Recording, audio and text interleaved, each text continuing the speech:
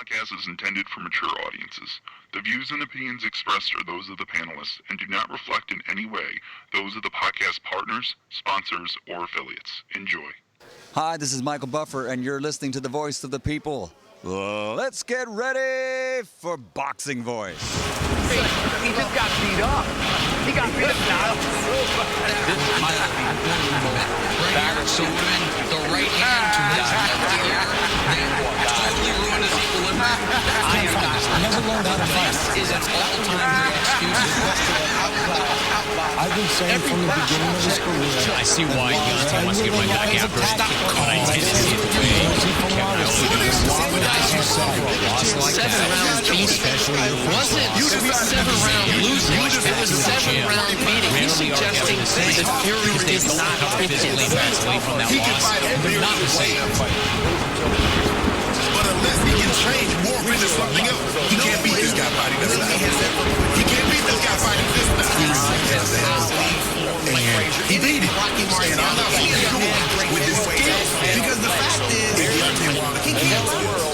He cannot box.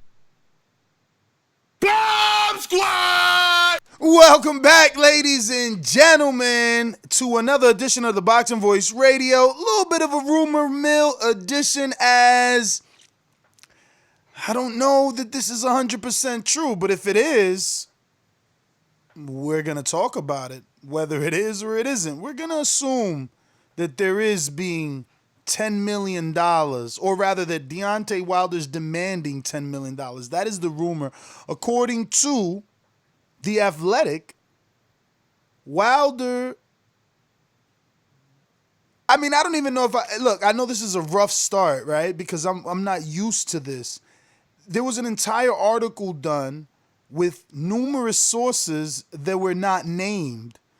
So basically they're like, you know, a manager says that Wilder should take the 10 million and that Wilder wants the 10 million. I don't know. We're just going to run with the rumor and see how we feel about it. Is 10 million enough? Should he take the 10 million? What do you think this means? When would the fight actually happen? When does he get the winner of Fury Joshua? So much to discuss. And I'll do my best to give you the details. Deontay Wilder reportedly, allegedly, wants a huge payout. Something like the tune to 10 million, 8.1 million euros or pounds, whatever you guys deal with over there, and a guarantee that he will face the winner of Tyson Fury versus Anthony Joshua in order to step aside from his third fight with Fury. So this is what we're discussing. It is a rumor. It's all over the internet. Metro UK has it. The Athletic is talking about it. Look, and we'll have Abner Mares on the show as well. We were supposed to get him yesterday. We'll get him today. So let's get this thing started, man. I'm the most brutal, most vicious, and most ruthless champion there's ever been. There's no one to stop me. Lynch the conqueror. No, I'm Alexander. He's no Alexander. I'm the best ever. There's never been anybody like me. I'm Sonny Liston. I'm Jack Dempsey. There's no one like me. I'm from Nairclaw. There's no one that can match. Champ! Looks like we got Mystic Mac powers out here, Ness. We was talking about all this. We mentioned the $10 million offer on the show. You know what I mean? And now it seems as though, even though unnamed sources spoke on it, they're close to Wilder's team, close according to Metro. One manager, who could it be? And after all, I was in the seat where I wanted him to be, able to get this high payout just to take more time to, get ready to regain that throne. But we'll talk more about it. Marioski? It's me, Mario. Yeah, what's up, fellas? Definitely a rumor mill thing. Let me tell you what's weird about this, and obviously, I'm not gonna rush ahead of things, but maybe I'm the only one that feels this way. But this is a rumor that essentially is a closed source And you know how that goes these days. Now, the article that Nestor was referring to in The Athletic is from Lance Pugmire, and all the quotes that he has are from other people not related to this. This is just basically, he was trying to get an impression of, I guess the history of it and how realistic it seems in other people's eyes and minds in throughout boxing, and which is smart, which is a great thing to do. And it was a great article, but none of this is confirmed. All I'm going to say is this. It's weird that we threw out that $10 million number, and it was a really crazy number, and we threw that out. And now here's this number being floated around by anonymous sources. And it's just a little suspect to me. I mean, 10 million is a lot. And at the same time, we said it when we first started talking about it, that it would have to be a lot for Wilder to consider it. And I don't know. I don't know. Maybe it's a coincidence. Maybe we're just really tuned in to what's going on in the world of boxing, and we realize that only a number like that could make something like this happen. But let's chop it up. Is 10 million enough? I think so. And based off of the Athletic article, I don't know if y'all got a chance to read it fully through, but the from all the comments from they had a boxing insider, somebody who works on the promotional side. They had a trainer who's worked with heavyweights and brought them up and brought them into tough fights, is what the article said. So somebody with the experience of taking a Wilder type back into the fire. And everyone says it's enough. Most people are saying, if you're Wilder's promoter, you have to be telling him, look, you're crazy if you're not taking this. I think it is enough. I think it's enough because here's the thing. It's more than enough if he has on a dotted line, he gets the winner of Joshua Fury. Then it's absolutely enough. But they have to commit. I think it's more than enough. I think we were talking about how low these step-aside payouts have been, how high they've been. This is going to be like a record-breaking step-aside money that's ever been given. So I would surely take it. I just don't want us to forget about the little elephant in the room, Mr. Pulev, who still also has to take step-aside money. Yeah, but according to the reports, Pulev is willing. He's willing. And now Wilder is willing. And allegedly. Top Rank, or Bob Arum specifically, has alluded to the fact that Pulev is much more reasonable. And I don't mean reasonable. I'm sorry. He's much more, I don't want to say easier to take care of or under his thumb or anything like that. Try to devaluate him or in any way. Yeah, exactly. I think that more so is that he knows he can sell this to Pulev. He can sell this to him and say, look, we're going to pay you not to fight. And at the end of the day, you're still not going to lose your spot. For a guy like Pulev, I think that's a huge deal. For Wilder's on the cusp of, one fight, winning it, and he's back. But this goes back to everything that I'd said before. Back when I wanted Wilder to not take the fight and allow Joshua and Fury, it was because I thought they were going to fight in June or July, and I thought that was way too soon. The fact that he gets October, possibly November or December, that's more than enough time. And then that becomes a personal choice, in my opinion. But I think ultimately he has to take these things into consideration, because you'd rather fight somebody with all the belts as opposed to one person. I believe we have our first guest. Abner, are you there? I am here. I see you guys. All right, you guys see me. Nah, you just got to click on your camera and we'll be ready to go. But yeah, man, should be in black. Yeah, you'll see the microphone and then the camera right to the right of it. You just click. Mm-hmm. Perfect. There you go. There you go. He got it. Perfect. So, Abner, man, how are you, brother? What's going on? And talk to us, man. How's COVID treating you? It's treating me well, bro. I mean, I'm a family man, being at home, being with my kids, my wife, this is an everyday thing for me, None different. Just the fact that, obviously my wife can't go to work, little things that are different. I'm still staying active. I'm going to the gym, one-on-one session with my coach. I have to stay on shape. I got to be ready for whatever comes my way. Well, we wanted to get you on because yesterday things got really heated between you and Ryan, and we Right. wanted to just find out if that was a serious consideration for you, or were you just checking a young up and coming fighter and kind of letting him know, how things Right. should be, or are you seriously seeking a fight 2 divisions above your normal fighting weight? All right. So let me start it like this. Never mind. I had no intentions of calling this kid out, which I never did, to be honest. All I did was I made a remark and I made a comment about how he was coming at Henry Cejudo, who's a friend of mine, and trying to challenge, not even challenge. I think he just said, ask the question, how would I square off against, Henry Cejudo? And all I said was like, how dare you call out, a legend? And I called him legend, because if you're an ex-Olympian, a 2 or 3 division world champ in your own sport, you're somebody, To me, you're a legend. You made your mark already. And all I said is, who the fuck are you? What have you done in boxing to be calling everybody out? So as far as the week, I think he called out Tank, he called out Henry, and now he's calling me out. I mean, like, I get it. You're Instagram famous. You got a big following, with 90% of the following he has are ignorant people that do not follow our sport. They don't know shit about boxing.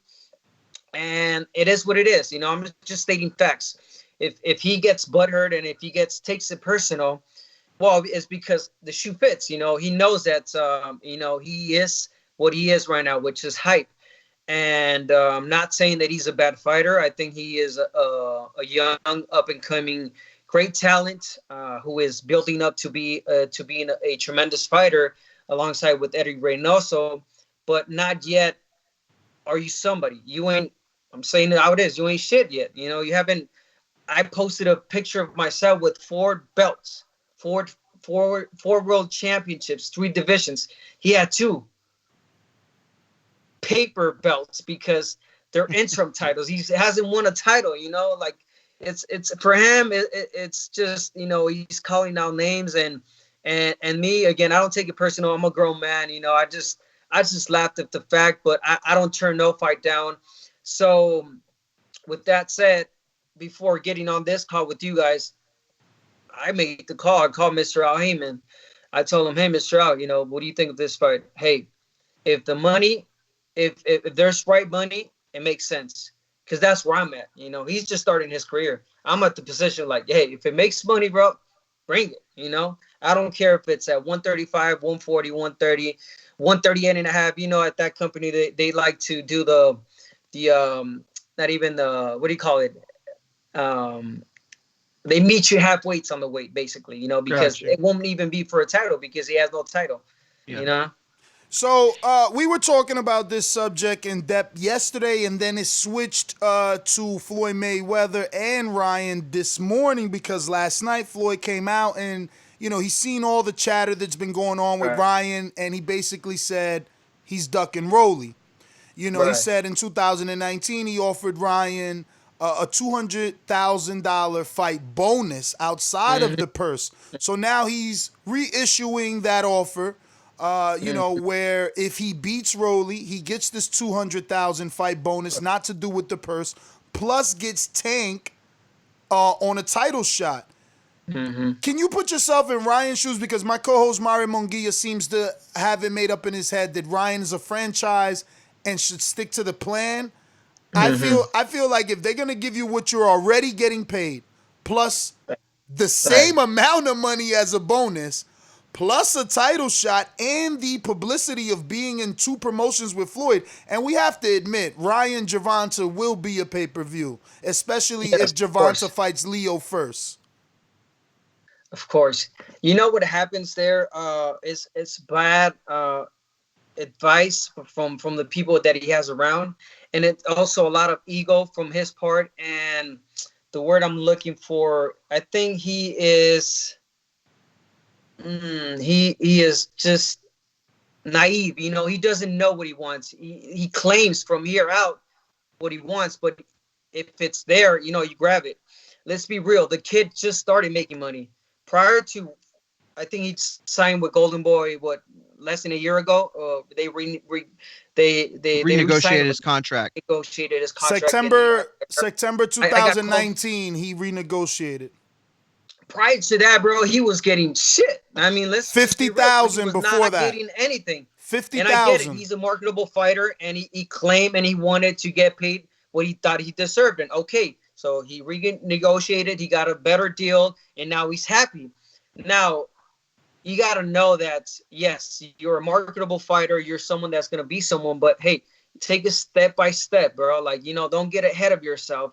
So I think that right now what's happening with him is that he's getting too much shit in his head, and he thinks that he is what the 19-year-olds, 17-year-olds, 15-year-olds, whatever, his following is, are feeding to his head. But basically, he hasn't done anything. So I think he should have taken that fight. I think he should have. You're getting paid. You just put it perfectly, getting what you're paid plus more, and a title, bro. Like, you don't miss out on this. But this guy wants, he's trying to claim that he wants big money, but it doesn't work that way. You got to work your way up.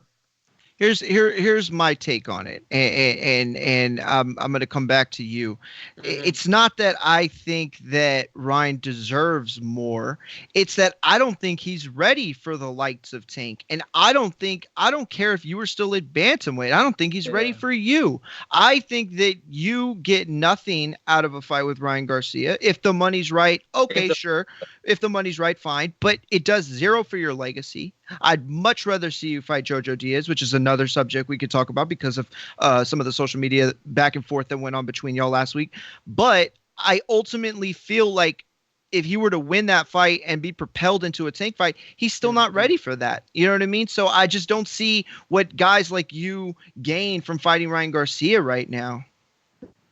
And again, you're someone that knows the sport and knows boxing, bro. But again, 99% of his following are people that don't know shit about boxing, and they just want to see a good matchup. They want to see a good fight. All right, and again, it wasn't me calling him out. It's him taking it personal of what I said. What I said was, you ain't shit. You haven't done shit in boxing.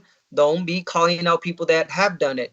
That's it. And he took it personal and he called me out and he said, let's make it happen.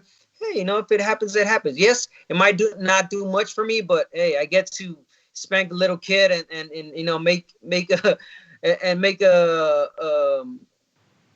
what do you call it? An example. An example of this kid, exactly. So that's all it is for me. Where would you want that catch weight? Listen, and I'm just gonna be real. Whatever I will get paid for him, and I am dead serious, I will get paid the same for fighting a journeyman or someone that is, a tuna fight for me. And I'm not just talking out, shit like, to brag, but it's the truth, it's the truth. I'm good at where I am, my company, but if I know he's got a big name, if the money's right, that's what I'm saying. Like if the Zone or whoever is in charge of him, Golden Boy, can bring good money, hey, I'm all about it. You can sell this fight easy here in LA. I hear you. Look, you went through one of the most grueling tournaments that boxing has seen in 20, 30 years. You were on a roll fighting former champions, and not just former champions and champions, the label, but some of these guys like Objeko were, some of the toughest guys around at that time. I don't know. I don't feel like Ryan Garcia should be put in a place where he is where a stroke of his keys on Instagram lands him a fight with Abner Mares, lands him a fight with Tank Davis. I feel like he's on the perfect trajectory. Let him fight Linares. Let him fight some of these older guys and get it on. Because honestly, I don't know how he even does against Linares. Mm-hmm. Yeah, but I think he's protecting him, Abner. He's protecting him. They can't get Linares over here soon because of COVID-19. I think he's in Japan. I believe that's the case. So they're just looking for someone to get, I don't know if he's going to be ready for July 4th. I know I wouldn't. I wouldn't take the fight for July 4th too soon. If I were to fight him, let's build this up right and let's get paid. That's it. But it's been a crazy, you could say, week because I had, Jojo Diaz call me out, Ryan Garcia now, Jamel Herring, who I respect. I have ultimate respect. He's a great fighter. And Billy Kid, I think Billy the Dip Kid. So it is what it is. These are great fights. I would be calling Tank. People keep saying, "Oh, why don't you call Tank? What happened to the Tank fight?" I can't. So I know where I am because he's fighting Leo Santa Cruz. Yeah. What the fuck? What am I gonna gain of tweeting? I want you next, Tank. Let's make it. When I know that for a fact that he's gonna fight Leo next, so I'm just gonna have to sit on that one. Wait for that one to end and see what happens. What's the bigger fight for you? Is it Joseph Diaz with the belt, or is it Ryan Garcia with the fame? No, I think Joseph Diaz does a lot more to my legacy. It's not all about the money. At the end of the day, I think he holds the title, and that will do a lot for me and set up for another big fight. Once I have that belt, I will be worth that even more. So I think JoJo at this time. But again, if Ryan's team comes at me with decent money that makes sense, let's make it. I mean, you and JoJo on the interviews on the Ice Queen were real colorful, man. You guys really went back and forth, and that seems more to me like a real little beef. You know what I'm saying? Yeah. And JoJo seems to think like he can get the best of you, man. What do you give him credit to as far as him in the ring? You know what? I can't hate on him. Feeling that way, that confidence. He earned it. He became a world champion. He fought a Farmer, a great fighter. So he is in this position. He's a world champion, so he could call it how it is. He could say he could walk me down. He could beat me up. So be it. Talk your shit. But at the end of the day, I think it'll be a great matchup. I think he's a great fighter, and I think it'll be a good fight here in LA. But I don't feel that he can beat me at JoJo Diaz. I think if anything, JoJo Diaz will be a more of a comfortable fight for me because I have no trouble fighting southpaws. Honestly, I feel real comfortable with southpaws. Now, I'm not gonna lie. The last time we had you on, we talked about the JoJo Diaz fight, right. And it's a fight for me. As a Mexican American and growing up, my whole family and friends, all of us watch boxing. That is a fight we can get behind. That is a fight that my brother's calling me up a month out. Hey man, guess what today is? 4 weeks till Mares Diaz. Right. Yo, guess what? My uncle seeing me, at my grandpa's. Hey man, we watching this? Where we watching it? Your house, mine. So I love it. But at this point, it's got to be weird for you. And kind of just talk about it because it's like you're at this point in your career where everybody's calling your name out because you've earned that spot. You're in this position, right? Your whole career, you were taking the tough fights, you're doing, and now you're in a position to sit back and let people come to you. At the same time, a lot of people I think are calling you out because they think the injuries have accumulated. They think the age has gotten there. So talk us through those parallels where on one side you have people thinking that you're, ready to be taken, but at the same time it's the respect that they're showing that because of how how you built your career. Right. I think I'm over the fact or the point where I have to prove myself because I think I've done that, and I'm over the fact that I don't need to come back in order to show the people that I still got it, because if you have it here and here, you're coming back, and that's major reason why I'm coming back. I wouldn't take a fight knowing that I had a big chance of losing my vision or my eye or anything like that. I just wouldn't. I just know that I'm okay. I'm good. People don't know is that I had this happen to me, back many years ago in 2008, different eye, and I was able to continue my career for 10 years and become and do what I did.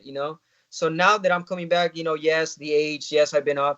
But I still have it in my heart and I still have it in my mind. I've been active. I've been training this whole time. Actually, since last year, they told me I could have been back. I could have fought as late of last year. But I said, no, I want the whole full year since the surgery, take my time and then just be back, and I know what I'm worth. I know what I've done. And now it's just about taking smart fights. That's just being real. I'm not gonna take a step back because I just, I don't believe I should. I don't think I can. I don't think you should either. Abner, I need you to clarify because you said I would get paid the same amount that I get paid for any kind of tune-up. Yes. But then you said I would do it if the money's right. So you're kind of saying that the money won't be right, but then you're saying the money has to be right to fight him. No, okay. So I know for a fact they're gonna throw a certain number that I already have in my mind, but they don't know that I make that fighting the tune-up fight. So if you're really interesting about fighting the 4-time world champion, 3-division Abner Mares, you want that name, you want that fame, you want to prove yourself, all right, make it worth money. You know what I'm saying? Make it worth my time, make it worth for my company, because again, I don't like you said and like I say it, I don't need of him, to be honest. I don't need of Ryan Garcia. I already did my shit. I made my legacy. So fighting whoever, I just want to come back and fight the top dogs. And when I say top dogs, it's not Ryan Garcia, because he's not talking about even a tank fight, Leo Santa Cruz 3, the world champions, Berchel, even Oscar Valdez, man. Oscar Valdez is a warrior. A fight here in LA will be amazing. So any of these top guys that the fight fans want to see me fight against, I'm all about it. Abner, what exactly was said in that conversation? How many conversations has it been? Because it sounds like you kind of got the green light to go to any platform, because you're talking about Diaz, then you're talking about Ryan, that's DAZN, and then you're saying Oscar Valdez, that's ESPN and Top Rank. I mean, did you get a green light to get the best negotiation possible, or what? It's not about a green light. It's about, being smart and knowing, where to put yourself. And we saw it already with Wilder Fury? I'm sorry? Wilder Fury? Wilder Fury. We saw it, Jojo against Tevin. Tevin Farmer. No. I'm talking about Gary Russell. Gary Russell. Gary Russell. Like, we've seen these fights happen. We know they can be made. It's just about you wanting them. So the fighter that says, "Oh, we can," I'm on the other side. It's impossible. No, it's not. You can make it happen if you really fight for it, and if you want, and you tell your manager, your advisor, whoever it is, "Hey, I want this fight." It can be done. But you're in a different place, though, right? I mean, let's be real. Like, you are marketable, and there are fights on other platforms that are marketable. So would it be fair to assume that I was about to say leash, not the leash, but would it be fair to assume that you are in a special position that guys in that stable aren't, that there aren't as many guys like you that can cross stables, right? I mean, he's asking, like, did you have the right, did you have the permission, I guess, to go wherever you want? But it's not about that, right? It's about the fact that you make money no matter where you go. I mean, and Al recognizes that. Exactly. I think, my advisor, he's a smart man. Where I am, they're smart people. They know how to make these fights happen. So when we sit down and talk about a possible Terrence Crawford, what's his name? Spence. Errol Spence. They're waiting for the right time to make that fight happen. It's gonna come, and it's going to happen, regardless of individually where they're at. It's going to happen, and I see it happening. But then again, the company's not. I don't believe they're dumb enough or unexperienced enough to say, all right, let's make it happen right away. No, because this man just had an accident, major accident. We don't know where he's at.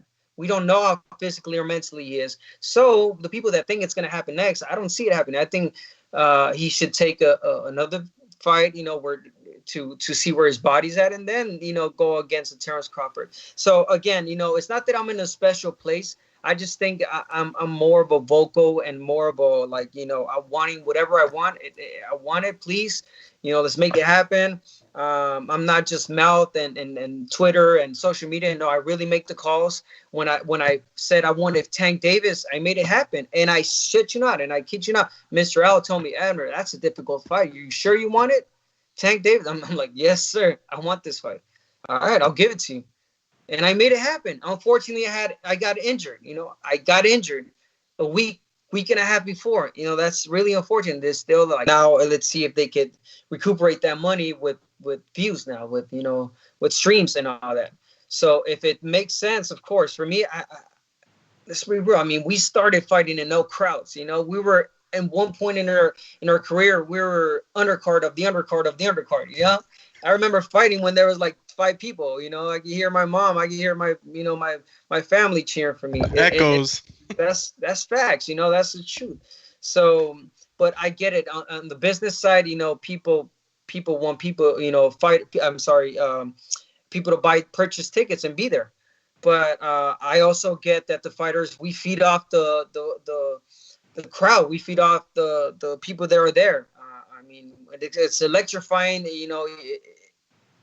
It makes you do things that you can't when there's no people. For instance, this past fight, the UFC fight, I think the guy could have taken the I'm sorry, I'm not good with the names. I can't remember exactly who they were, but the main event, he basically had him beaten. And I think if there was a crowd and it was electrifying, because I'm sure it would have been, despite no crowd, this guy would have just finished them in 2 or 3 rounds. But he was able to hold back because boom, boom, he heard the punch. He knew he heard him. There's no noise. The corner telling him, "Hey, relax. All right, you got him." So things like that. So it can work both ways. But I have no problem fighting with no crowd. So I wanted to change your attention to our topic today. It's rumored that Wilder's supposed to be demanding $10 million, and he will step aside to allow the Fury Joshua as long as he gets $10 million and a guaranteed shot at the winner. Do you believe this is true? And if you don't, hypothetically, if it were true, would you advise him to do it, or if you were him, would you do it? Listen, I don't know if it's true or not. This is the first time I hear it, actually. So if it is true, if anything, I think he's got an advantage now. Not an advantage. I think it works on his benefit if they don't fight, right off the bat. I think if Tyson Fury takes a fight against Joshua, it benefits him because he's just coming off a defeat, and not only a defeat, a fight where he really got hit. He got beaten pretty bad. But knowing Wilder and knowing the fighter and the person that he is and the businessman, that's just a way of him, being loud. That's just the way of him, trying to tell the people that, I want this fight, but, I still want to get paid.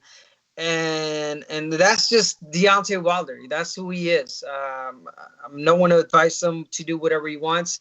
He is a grown man, and I think, but honestly, I don't think it's true. I don't see him doing that.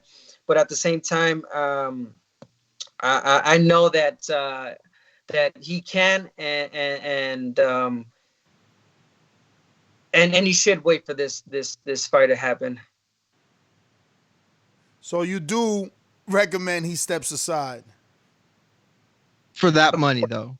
I think so. But again, these are all rumors. I don't know. Now, of course, everything here is hypothetical. So with that being said, I've never heard of a $10 million step aside fee. So no. If that were you, would you jump on it just because it's unprecedented? Of course. Okay. Of course. All right. What else do we go? I mean, if they're guaranteeing you the winner, I mean, you sit back, 10 mil. I mean, who wouldn't? So again, you're a fighter. You've been in negotiation rooms. How easy is it going to be to guarantee the winner? Because if I'm Joshua and I'm bringing 3-4 belts, I want a rematch clause. And if I'm Fury, of course, I want a rematch clause. So where's that leave Deontay's rematch clause? See, that's where I don't believe this now. It's honestly, it does not make sense. It's almost impossible.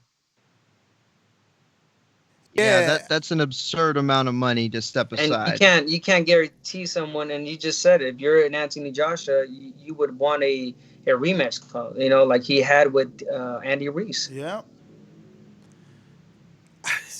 It's going to take an Anthony Joshua and Fury to also agree to this weird, all right, the other guy gets to fight us in the future. I don't know. Do you see this fight happening, or do you see because COVID came and we're hearing rumors of a trainer change for Wilder? Right. Do we just eventually see Wilder go another way and rebuild? I think what we need to understand is that boxing, for at least for a period of time, if not many years, it's not going to be the same. You know, life in general is not going to be the same. We're going to come back and everything's going to be different. You know, we're just going to have to adapt. So I think what these big companies are doing, these promotion companies they're just trying to find a way and get a feeling and financially, obviously, not to be hurt as well. I think what UFC and Dana White, you know, and ESPN, what they did, I think that was remarkable. I think that was great. I mean, who didn't watch this past weekend's fight, you know? So whatever they didn't gain on money, on ticket sales, you know, definitely on streams, on views. I mean, I bought it. It was pay-per-view. And whoever says, well, you know, everybody's going through a tough time, not everybody's getting paid. Believe me, 90-something% are getting unemployment right now, you know, stimulant checks. Like, everybody's got money, you know. We just had you know, they got their taxes returned, you know. So people have money right now. Obviously, businesses are being hurt. You know, we're going through a financial stage where, you know, it's being affected, no doubt, everywhere in every sense. But I think that's a smart way to do it. I mean, if you have to come back and no crowd, so be it. So be it. So we interviewed Ken Porter a couple weekends ago, and he referred to it as, he used a perfect word. I think he said pay adjustments as opposed to pay cuts. You know, he talked about the fact that he thinks pay-per-views are going to be cheaper, which Bob Arum has come out and said that, you know, he's in favor of doing that. How willing or how on board do you think fighters are going to be as a whole, you know, from the guys who fight paycheck to paycheck to the guys like you who have made a substantial amount of money throughout their career and don't need to rush things? How on board do you think guys are going to get with the idea that money's going to be shorter than they're used to? Yeah, you're right about that. You know what? And that's that's really, you know, I had never even thought about that. You know, fighters that they're really living paycheck by paycheck. You know, you have those fighters that are barely on the come up and they live off that. So, you know, they're going to be affected for sure. I think so. And it's unfortunate, you know, the fighters that are on a different level league, you know, that could get a cut of a pay-per-view, a big event, you know, are the ones that are going to gain off this. So it's gonna be a tough one for everyone. But at the end of the day, you know, the companies, businesses, they look after themselves. It's just talking, you know, the truth. Oh, you're right. You're absolutely right. Jojo Diaz fight, Abner. Where would you want it to take place and why? I think LA makes sense. You know, he's an LA boy. I'm a Cali boy as well. So I think that fight should be here in Los Angeles. You know, I think he said that he wants nowhere other than Staples Center. And I think we can feel that plays out. I think he made his mark already. He's a world champion. You know, I've fought there many times, and you know, never disappoints. Never disappoints. So Staples Center, I can see it happening. Yeah, I'm from Texas, and I mean, I would drive to Dallas, San Antonio, Houston, but at the end of the day, no. I mean, even me being greedy as a fan and wanting to see it, it's got to be in LA. It has to. And Staples Center, I mean, makes perfect sense. I don't know if any of you guys were at any of the Leo fights, you know, when I fought him at Staples Center. I mean, that place was electrifying. You know, it was just wow. You know, anyone that I see that were in that fight present, they tell me, Abner, you know, thank you for that. I mean, that was an unforgettable night. And that's LA fans, you know, LA boxing heads, you know, they turn out like that and they always deliver. And that's why I'm the fighter, the type of fighter that I have to deliver myself. I have to give out a good show, put on a good show, because, you know, I owe to him. Yeah, I've been told by I've been told by writers that have 20 plus years that that was one of the loudest events they'd ever attended. So go ahead, Ness. I'm sorry. Nah, I just wanted to read this quote from Andre Ward on ESPN's broadcast, and he said, most people have a number, and he's speaking about that number that you need to step aside. So I quote, he says, most people have a number. So if it's an astronomical figure to step aside, he may think about rehabbing at home with $20 million in the bank without throwing the punch. So I only brought that up because it seems as if Andre Ward is suggesting that 20 million be the number.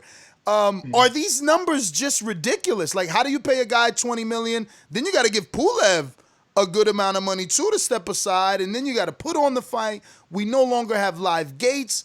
Are people just throwing numbers out there, or do you think that these can be realistical step aside fees?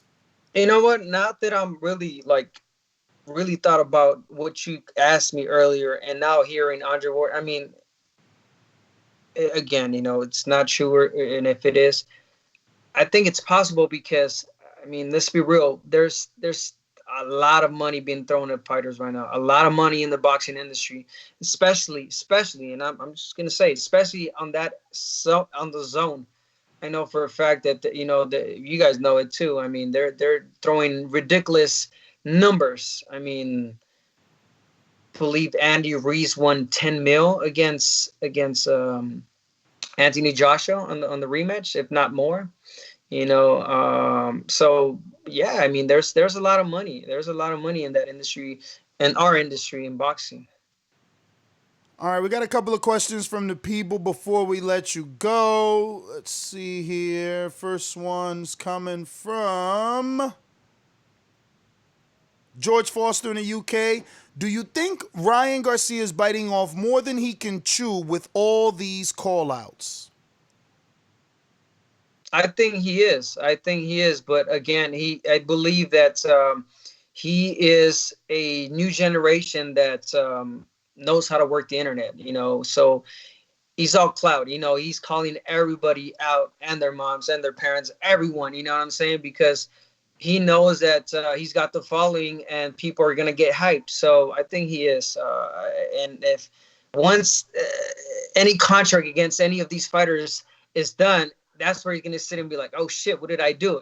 Where I put myself in, bro, your career is barely starting. You don't want it to end like that or stop, I think he's biting more than he can chew for sure. And I had a question for you guys, because it was brought to my, obviously, if we come back as fighters with a no audience, arena fight, where are you guys in this? Like the media? Are you guys watching this through TV? I'm assuming you guys are going to be affected also, right?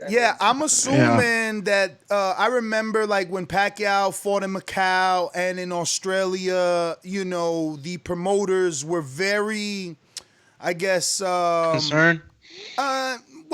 Concern, yes, but they made sure to keep us with tons of quotes.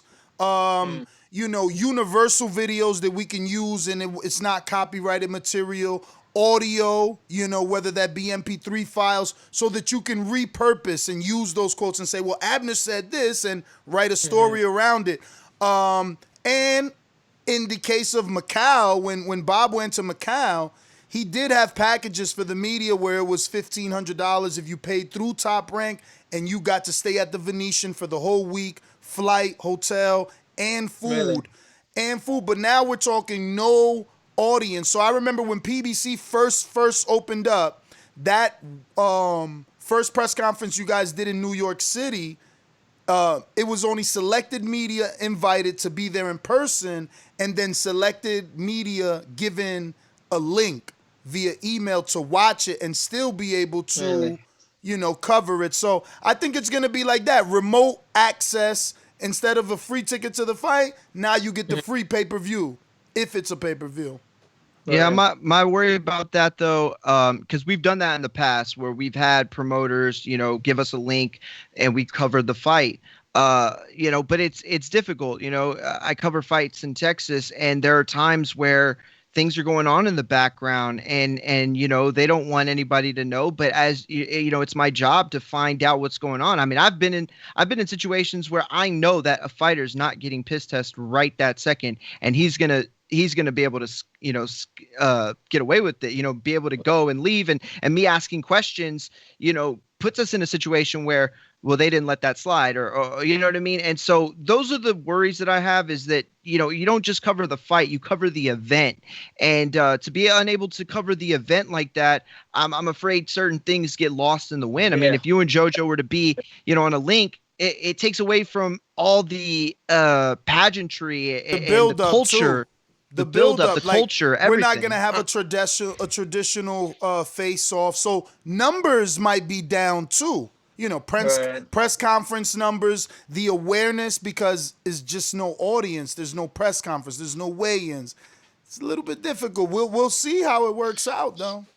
Just corporate restructuring. That's what they call it, right? Mm-hmm. They just gotta restructure everything according to what's going on. But I'd rather have the fights and not be able to cover them live than not have the fights at all. Yeah. Unless people get like a special invitation to maybe like 3 or 5, YouTube channels or something like that. But I'm pretty sure you guys would have to go through testing and all the other stuff that goes along with that event. So it's just there's no room for media, because if they're on limited, they can't do media with the crew, television crew. It's just not. I don't think there'll be room for media. That will be, because they're already discussing remote judges. So if they're gonna do remote, if they're gonna do remote judges, they're definitely not worrying about media or catering to us. But what do you think about that? About remote judging? I think it's gonna be better for the fight. I don't know about Abner. You're the fighter. Let me get home and watch it, and I'll tell you. So it's seeing it different at home. I think. Yes, I think they might have an advantage also, being at home watching the fight. But at the same time, it's just gonna suck for them, because you don't get the same feel, you don't get the same vibe, just from being there. Yeah. But I think it will be more of a better judging. Yeah, me too. We got another one from Supreme Tax that says, "Who's a better host on the show, Keith Thurman or Sean Porter?" Shout out to Headbangers Gym. They both are. That's why I think they have Keith Thurman as a reserve right now. In case I'm missing or Sean Porter, he's the first one they call. So both of them are really good. Intrigue in Atlanta says, "When the smoke clears, which one of these young hungry lions do you think will have the most prestigious career in the welterweight division? Jerron Boots Ennis or Virgil Ortiz?" Ooh, I like Virgil Ortiz, bro. I like Virgil Ortiz. I think they're doing a great job with him. Let's be real. They Goldenmore had totally forgotten about this kid. And I know this for a fact, because I was training in the same facility, same gym, with Robert, and, this kid is it. This kid is it. You give him a little bit more promotion, and now he is where he is, and I think he's going to be someone to be reckoned with, in period not so long. I think he should take it slow. I know there was they were already calling him out for help me out here. I know he had a big fight coming, Virgil Ortiz. I lost it, but I messed with Virgil Ortiz. I mean, Virgil Ortiz. I can't remember of any rumored big fight. I know Oscar Valdez was getting ready to fight somebody, but I don't remember Virgil Ortiz's fight. Oh, it was maybe because some in our circle maybe. We didn't hear it yet, huh? All right, so the next one is from Tyson, not Tyson Fury. Good thing I didn't say the name, or I didn't remember. I know, right? That's a good thing. Not Tyson Fury, but Tyson says, Spence versus Crawford, who you got and why? Again, if the fight were to happen now, I'm going to go with Crawford, because I don't know where Spence is right now, mentally and physically. So if it were to happen now, I'm picking. Man, I'm marrying right now. Crawford. But if they give it time and I see Errol Spence being the same Errol Spence, I will favor Errol Spence in the future. But again, if it happens now, I got Crawford. Victor Banuelos says Ryan Garcia is allergic to keeping his right hand up when he throws his left. This is easy work, champ. My question is, would you be willing to fight Garcia without an audience?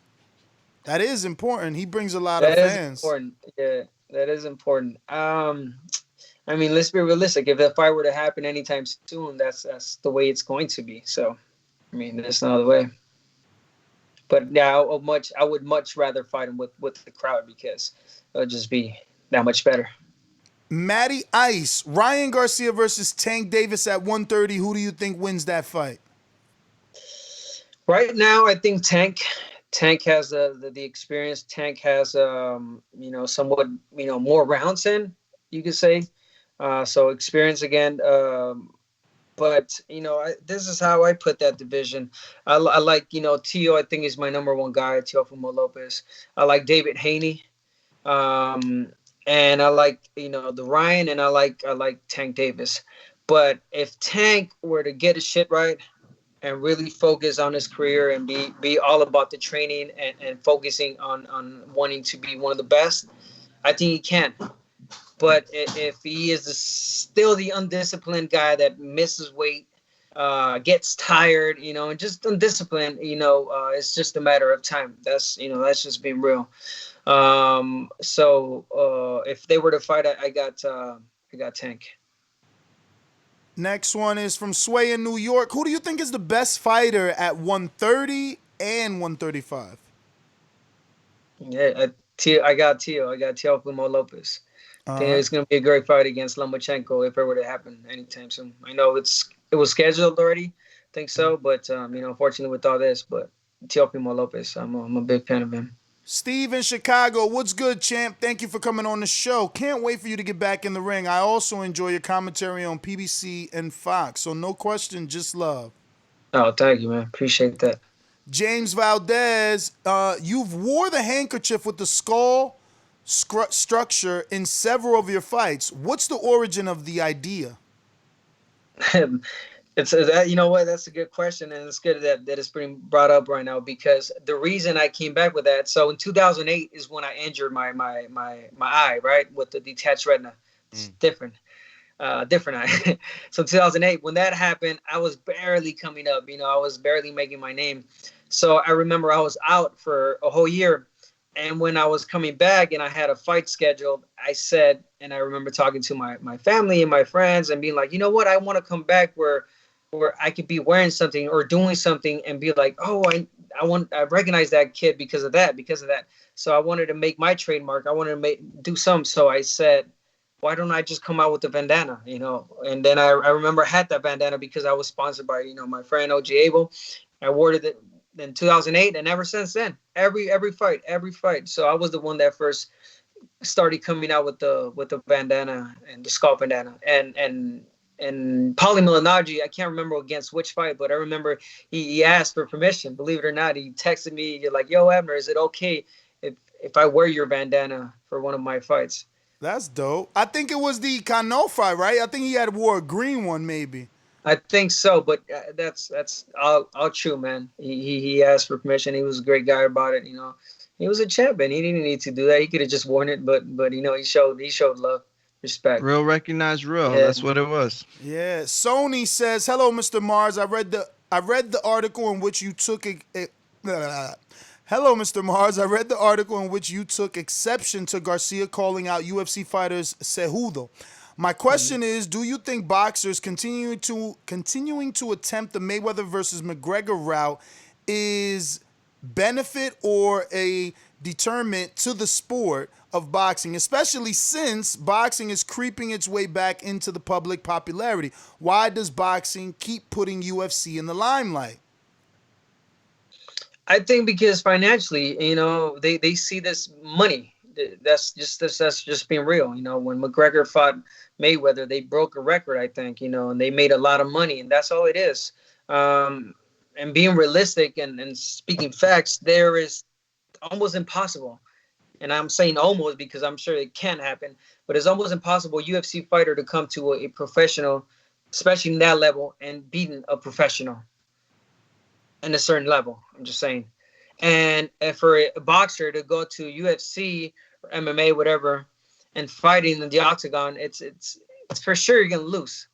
So I think the only reason why they're doing that, fighters calling out UFC fighters, is because they see it's financially it's a big fight. Last one, and you kind of answered this throughout all your questions, but I don't know if you want to touch on anything that you feel might have been left out. Rel in Detroit says, "What's up, Abner? Last time you were in the spotlight was a face-off against Tank Davis. You had to undergo surgery. Will you ever fight at the elite level again, or are you a full-time commentator? Thanks for your time, Champ." Yeah, he already answered that. Yeah, that could have been the first question, but nah, what? I basically answered. I'm ready to come back against any elite fighter. I'm well, I'm healthy, so I'm ready to fight anyone. Well, listen, I think you and JoJo, best fight that could be made. And at this point, right now, honestly, and not just because you're in front of me, I gotta favor you. You know what I mean? I think that JoJo's shown some weaknesses. Wow, moving up off a 2-year layoff. Wow, Abner, he's looking for a shirt. Abner, he's looking for a shirt or something. Listen, JoJo has shown weaknesses that I think play right into Abner's game. And I said this in the first show too. I mean, in the last show that we had you on too, I thought that it's not that I think that's an easy fight, because it's not. It's going to be a war. Mm. But I do think it's a fight that, you could definitely be the winner at the end and have your hand raised. I'm not a liar, man. I see you as the underdog. He's bigger. You're moving up. He's younger. Yeah. I mean, it would be your George Foreman, what's this guy's name? Michael Moore, right? Moore. Like, you come back after 2 years and knock off a top Olympian world champion. Like, it's not easy. That's definitely a fight. I just found this out. Call me ignorant, but I just found it out. Sugar Ray Leonard, he was out for 2 years because of detached retina. He came back and he fought and became world champion. So I'll just leave it with that. I think I'm getting, I can, and I will, and anything's possible. You with the right team, from advisors to trainers, man. We really like the matchup with you and Manuel Robles. So and Estrellita. So it's good to see you people, there. Man. Good coach. Yeah, they're good coaches, man. We can't wait to see what it is, what kind of game plan they put together for you. But we want to thank you. Obviously, don't want to take too much more of your time. If you can, please give out any social media for those that aren't following you can do so. And thank you again for always being available to us, man. We really appreciate you. Appreciate you guys, man. I always have great conversations with you guys. I always hit it on the spot, you know what I'm saying? You never put me on the uncomfortable position. It is what it is. You got to answer whatever's thrown at you. But thank you. And it's simple. At Abner Mares, any social media. Abner Mares, Instagram, Twitter, Facebook. All right. Well, Abner, there you go, man. Thank you so much. We're going to go ahead and get you off. Thank you once again. There you have it, ladies and gentlemen. Abner Mares. So we did it. We came. We saw, we conquered. Vini Vici, huh? We did that. So let's jump out to these I would callers. say the one thing that we could possibly learn, honestly, is he told us he made the call to Al, and Al said, yeah, as long as the money's right. I think we're about to find out if the money's right. We're about to find out if Ryan Garcia, if they could produce that kind of money to get a fighter. I don't think so. Abner Mares' caliber in there. I think Golden Boy would push the Jojo Diaz fight. Remember, Jojo Diaz is with Oscar. And they'll have, like me, more confidence in Jojo moving up. So they'll just be like, no, let's do this fight. Ryan's not ready. Here's more money. Whatever the case may be. Ryan has a path. I know we argued it, but his path is Haney, those guys. You know what I mean? Jojo don't really got nowhere to go. He could get in that mix by moving up. But if you Golden Boy, it's like I'm saying, you got to think like a promoter. It's like, damn, you giving me a dude that's moving up, and he's 2 years off, and he got 2 detached retina. Man, let's go. Yeah. Because he's a 4-time champ. Let's go. But you're right. That's a great point. Let's get out to the callers. Yeah, add Nestor Gibbs on Skype. Not too many people since we had some technical difficulties with Blog Talk, but this was a spontaneous show. Thank you to everybody that dropped the question for Abner Mares. Always makes them feel good to hear those questions coming in from around the world. We're going to open up these lines. You know the number to call in, 1-425-569-5241. Press 1 one time. Voice your opinion right here on the Voice of People hotline. And don't forget you can add Nestor Gibbs on Skype.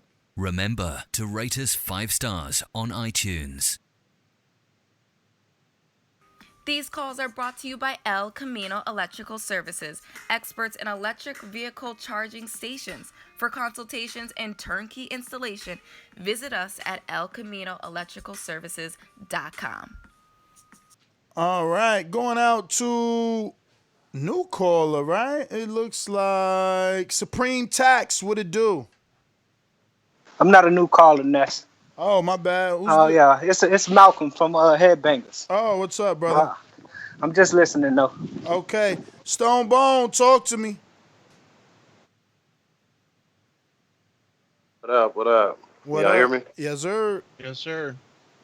Yeah, man, that's crazy. I'm sitting here thinking back, like, when you're talking to Abner, I was like, how time is flying, how long I've been a boxing fan. I remember when he fought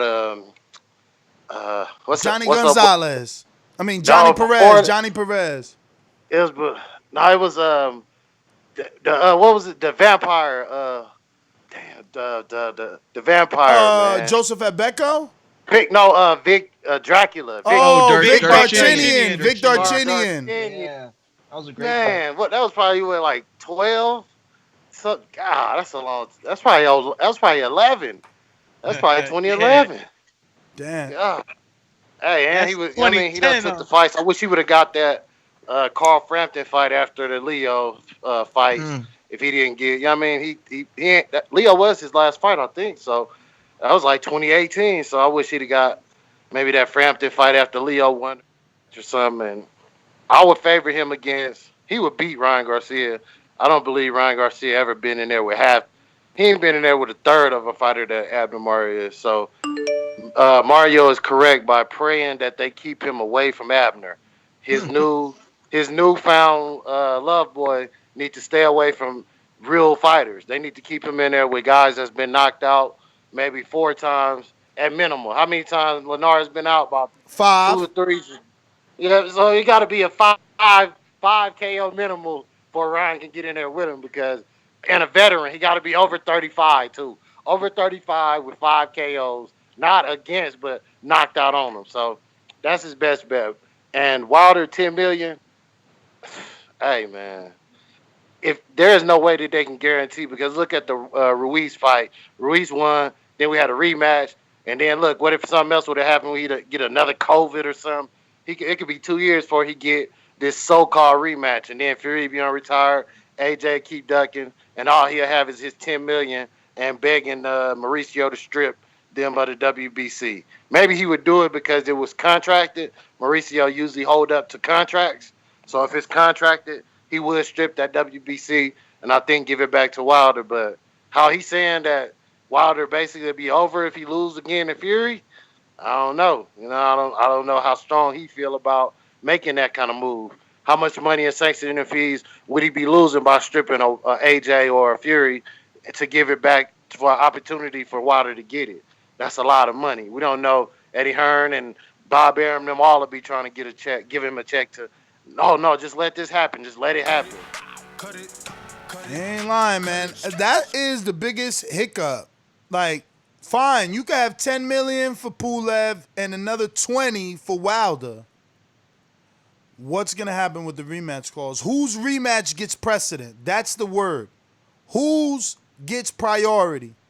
Does Wilder, another guy in between? Does Wilder get priority because he stepped aside to allow undisputed? Or does AJ get priority because he has the most belts? And without him, you can't do undisputed. It's a really difficult situation. I'm super interested to see how they figure it out. How, like, if they imagine they really do get guys to step aside, what was that deal? Not only what did they give Wilder, but what did they give Pulev, and what is that rematch clause? That's that. Yo, I was gonna It's a lot call of moving Bob. parts in that shit. I was gonna It call is. Bob today, but I didn't want to like double with Abner because of this. I knew it was gonna take long. Look, we had Abner for about an hour, and I just feel like 10 million is so much. But then you got Ward talking about 20. But I just felt like if the minute I would have said that to Bob, he would have cursed me out. That's how I felt. So I was like, I don't feel like being cursed out today. I'm not texting him. I'm not gonna get him on the show. You'd be like, what are you, stupid? Who the fuck is gonna give him 10 million? You know, it's funny. Last time you said that last time, and he ended up being super, super cool and interested You're in right. the You're Crawford right. In the Charlo, Crawford so. Charlo. I thought he was gonna be like, know. what are you, crazy with the Charlo? And he was all in it. You're right. You're right. I'm selling Bob short, man. Let me get out to CYP, California. What up? What up? What up? What up? What up, hookers and hoes and hookers? Anyway, look, man, I find it hilarious that nobody wanted AJ to take no kind of step aside when Ruiz knocked his ass out and stepped aside him. I just find it funny. You know, the truth of the matter is, all jokes aside, though, all seriousness, the UK is desperate for an undisputed champion. They have one in their history. We have 23. They are desperate. They don't care if it's AJ. They don't care if it's Fury. They just know that there'll be a winner at the end, and it's going to be finally the UK has come back to relevancy.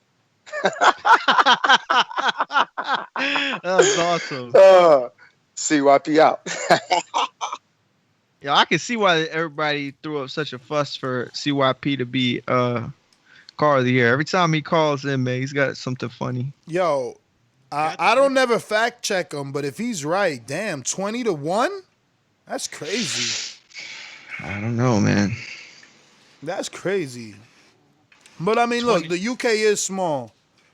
You know, you didn't say anything though, CYP. Come on back, man. Do you think the 10 million is real, or do you think it's too little? Too little, I'm meaning, the money being not enough to step aside. When I think about it, I just talked to Joey a couple days ago. You know what I'm saying? And he ain't mentioned this to me. But at the end of the day, I ain't in the room when they make contracts.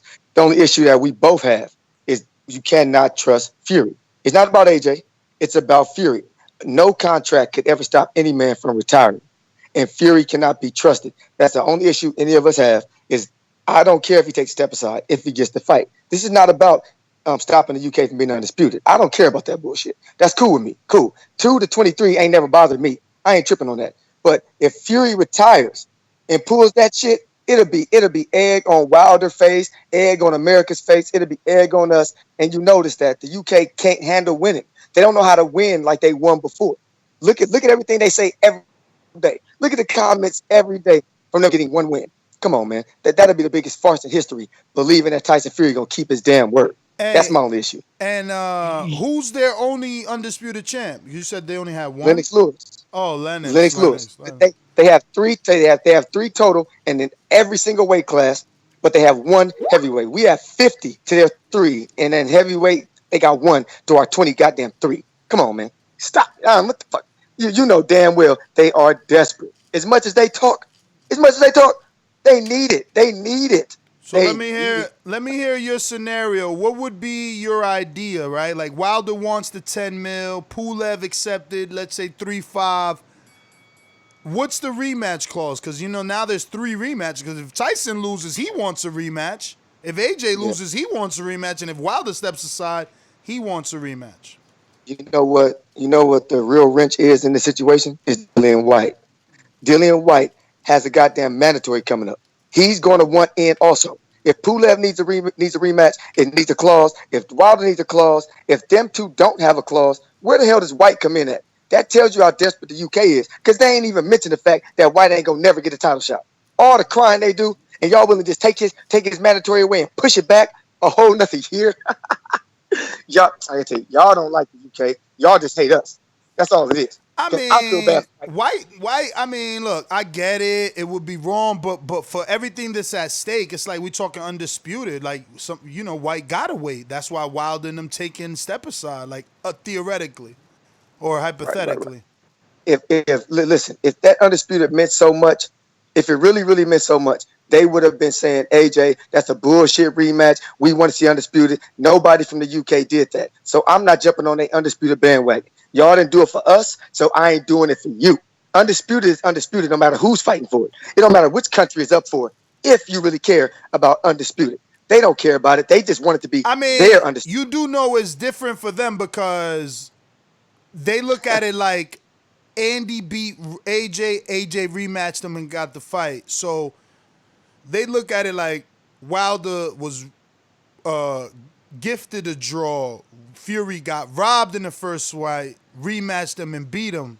That's why they like Undisputed. Realize this. The only issue they need to understand about this is Wilder did not have to give Fury a rematch anyway. And to get the rematch, he had to sign on for another fight. So you can't have it both ways. You can't get the rematch that you didn't even have to get and run out on the rematch that helped you get the rematch. You do what kind of bullshit? It's like, dude, if we all be all fair, you want to call it a robbery, they want to call it a robbery, I say it's not. That was Deontay Wilder defending his title. He could have moved on. If Deontay really felt like Fury beat me and I robbed Fury, then why the fuck would, excuse my language, why would Wilder offer him an immediate rematch? Fury turn it down, take 2 tune-ups, a whole nother training camp, fire his coach, move to America before he jumped back in the ring with Wilder if Fury was the one who thought he got robbed. Man, please. That's what people do who get knocked out. People who get knocked out, you know what they do next? They fire their coaches. They go get tune-ups. They wait to get back in the ring with a contender. That's what people who lose do. See, I don't want to talk about that. And I ain't going to bore you with that. But in my opinion, Fury felt like he lost. I get all that, but thank you. I get all that. It's just that it worked though. So we can't joke on Fury like, yeah, people who lose are the ones that make the adjustments. That's absolutely right. But his adjustments got him the win. Trey in the Bay. I'm sorry. Real quick. Let me just say this. I CYP's not wrong, about Fury and the risk of retirement and the possible egg on Wilder's face. But I'm sorry. I feel like if he were to do that with the notion that Wilder is stepping aside to fight the winner, it would look like a duck. It would look like one of the biggest ducks in history. It would have to. I mean, I know it doesn't make sense now based off the last fight, but, especially if Wilder came back and had like a tune-up and just annihilated somebody, I don't know. I don't think Wilder would get as much flack as Fury at some point. But what was it? Bo and Lewis, right? Lewis doesn't get shit for not. That's true. For not negotiating or being fair in negotiating, because Bo threw the belt out because he couldn't get a good cut, from what I remember. Like, no, and that's a good point. And like I said, I could be wrong. I'm not saying that CYP. I think CYP is speaking truth. I just don't. I don't know, man. If Fury were to do that, I would hate him for as a fighter. That's it. Like his reputation is damaged to me.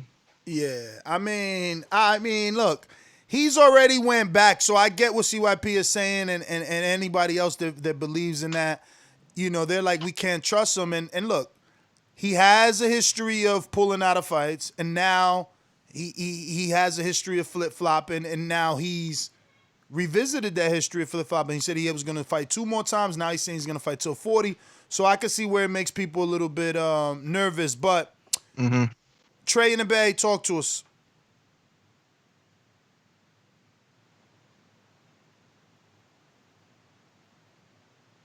Sony, talk to me. Hey, yo, what up, Ness? Can you hear me? Yes, sir. All right, look. Okay, I'm going to try to be respectful, and I promise I will try my best not to cuss, but this is the first time ever I have been pissed off. I'm so upset if Izzy's post and this Wilder shit is fucking is for real. Now, with that being said, the only way Wilder should take step aside money is if they're offering 20 mil. Let's take a look at this. Like CYP said, Dillian White is a mandatory. Who really trusts Fury? And who really trusts Eddie Hearn after all that crap they took Wilder through a couple years ago? It's ridiculous for Wilder to take step aside money. It is ridiculous. And I am a Wilder fan to the fullest. But yo, it's just like, and I'm sure Mario will appreciate this. There's a saying in sports. It's called getting off that fanatic narcotic. And I'm a fan of Wilder to the point to where if Wilder takes step aside money for nothing less than 20 mil, I will be off that fan narcotic. You know what I'm saying? Because that shit don't make no sense. No sense whatsoever. It's you know what? Yo, I'm not even gonna hold. I'm not. Yo, 20 is a lot. 20 million is a lot. Yes, I know people running with the 20 because of Andre Ward, but I think Andre Ward was speaking hypothetical. No. 20 mil is good. No, if it's 20 mil, then he'll be a fool not to take it. But I'm saying, though, we're accustomed to Wilder making at least 20 mil on his fights right now. So why are you taking anything less than that? And another thing. Keyword fights. 20 mil to fight, not to just chill. No, whoa. Hold on. I thought the whole topic was Wilder taking 20 mil to step aside to allow Fury and AJ. We don't got 20 mil. That's somebody else. I know what you're talking about. And all I'm saying is that's a lot of money not to fight. He got paid 20 to fight. Now you want him to get paid 20 not to fight? That don't sound right. No, whoa. Please.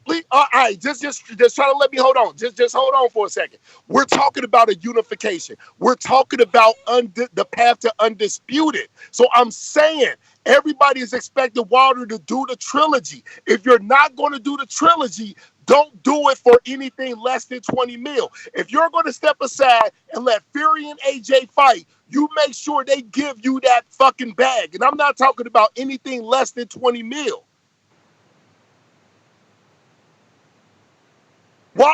Look, Wilder should step on their necks.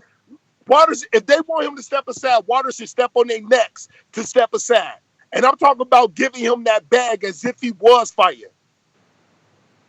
I think 10 million is stepping on the necks. Like, I really do. That's a crazy amount of money not to fight, especially if he gets the guarantee that he fights the winner. That's 10 million's a lot of money not to fight. Mario, that's a very good point. Now, Ness, before you let me go, Ness, you are friends with Wilder. I feel like Wilder, as far as his fans, and Wilder know how his fans feel because he put that post on fucking YouTube when he lost. If Wilder is going to take step aside, I think you need to get on the horn of Wilder. He don't got to come on TVV, but he at least need to send you a text. Why are you doing this? Because if you're not going to take 20 mil, and Mario, I hear what you're saying, but I think 10 million is too low. Not for unification and on. Gay, you hella love, champ, but we got a counter punch from CYP, and you keep saying 20. I guess you want it to be 20. I get that, but the rumor is 10. CYP. We hung up on the 10 milli, let alone 20. Yo, listen, I want to make an apology to everyone because I did think with all my heart that there's no way in hell AJ beats Ruiz in a rematch. That's exactly what I thought. I preached and I said it. I never thought he was smart enough to come up with a game plan that would help him outbox my man Ruiz like that. I never thought AJ was that kind of dude because he had already said I'm not gonna backpedal. I ain't gonna win that way. So I believe it. Now, the reason why I say I apologize is because every single one of you who believed in that man and believed in the strategy, however he came up with it, the fact that you think Wilder can't come up with a strategy, that he has no chance of coming up with a strategy the same way AJ did changing his whole style, the same way Fury did changing his whole style, that shows the jealousy and the envy and the scare and the frightened and how frightened you are. Don't be so scared. Don't be so frightened. If Wilder's so dumb like all y'all say, he can't come up with nothing. If Wilder's so stupid and so weak and such a bum, don't worry about nothing. Just go ahead and take that scalp, take that 25 million, and go get your undisputed after that fight. But the difference is that I get you, but I don't even know why you try to make logic out of these people, CYP. But you got to understand, their logic is AJ and Fury's always been more talented. Their logic is Wilder's always been a bum and fought no one. So why would they believe that Wilder could do what Fury and AJ did? They're not gonna, like, you are gonna have to do exactly what you're doing. Say that it's possible, because they will never say that it's possible. Like, they just won't go down that route, man. They don't give love to Wilder. Wilder got to get it the hard way, man. Got to get it the hard way. You know, that's kind of like it's sort of like a stigma, right? That falls upon the fighter like that. Like Wilder, you know, he knocks everybody out, so it's like you can say, oh, he fought bums, and it's like he knocked out Luis Ortiz. Bro, nobody that has fought says that. Like, you know, look, Tony Bellew was saying something like that. Then he met Wilder and he changed his tone. You know, if you really been in the ring, man, you ain't saying that, because it's difficult, man. It's difficult to knock everybody out. UK got a lot of Wilder fans too, so like that whole like patriotism and all that, it ain't really about that. I mean, we understand that there's always been like, you know, across the pond beef and all that, but I mean, at the end of the day, Wilder got clout out there too. Yo, I think for a time on this show we was going to war with the UK brethren, you know what I mean, because of AJ and Wilder, but it's just a whole nother soup now with Fury and you know, beating Wilder. Now, I don't know, man. Like at the end of the day, $10 million is a hell of a lot of money. $20 million is just outrageous. Crazy. It's outrageous money. I just don't see it really happening. I see this COVID thing, you know, prolonging itself to give Wilder enough time for him to make those adjustments in camp, man, and come back and just get what's his. But $10 million to sit on the side. Yo, most fighters don't even make $10 million in their career, fighting in their career, in their entire career. Most fighters don't make $10 million. That's from retirement money. Like, bro, yeah, exactly. Oh, bro, you're absolutely That's why right. I'm saying I think it's insane. Like, it would be a record high step aside. He would set the precedent. Like, this is all rumored and alleged, man, until, you know, they show me otherwise. And in an era where Floyd Mayweather, you know, made it popular to continuously break records, financial records, gates, you know, pay-per-view buys, just everything. This is something that Wilder would have on his resume. Well, you know what I'm saying? Like, in his legacy, this is a record. This is an unprecedented record. And I'm not sure, given the state of boxing and where we're going and what the world might look like post-COVID, I think that would probably be an unbeatable record. I can't imagine that ever happening again. You know, somebody getting 10 million, you know, to not fight. To this counter punch from Sony. Talk to me. Hey, Ness, can you hear me? Perfectly. Yes, sir. Hey, yo, I just heard what you guys said. All right, I'm cool. I'm calm and collected right now. All right, now, if Wilder taking a step aside and if 10 million is setting a precedent, if nobody's ever been offered that much to step aside, then I can understand it. I guess me being a hardcore fan, I was just fixated in my mind that there was no amount of money that Wilder could take that will allow him to step aside because basically of his YouTube posts after he lost, and everybody is expecting him to come back to fight the trilogy fight. Me expecting he was going to be on TBV like forever since he lost. You know, but if 10 million is unprecedented for a fighter to be offered to step aside, then I totally understand that. I'm still against it, but I understand it. Peace and love. Yeah, man. I mean, honestly, the highest I could think of is Broner. 1.5 million for Maidana to step aside, let Floyd get that double whammy sauce there. I mean, I can't think of anybody else that got that type of money, man. Like 10 or million? a situation that they call for that amount, right? Bruh, listen, Wilder was gonna pay Bermain 600,000. You know what I mean? Man. So it's not like, yo, 10 million. Sheesh. That's that big dog money. Let me get to these super chats.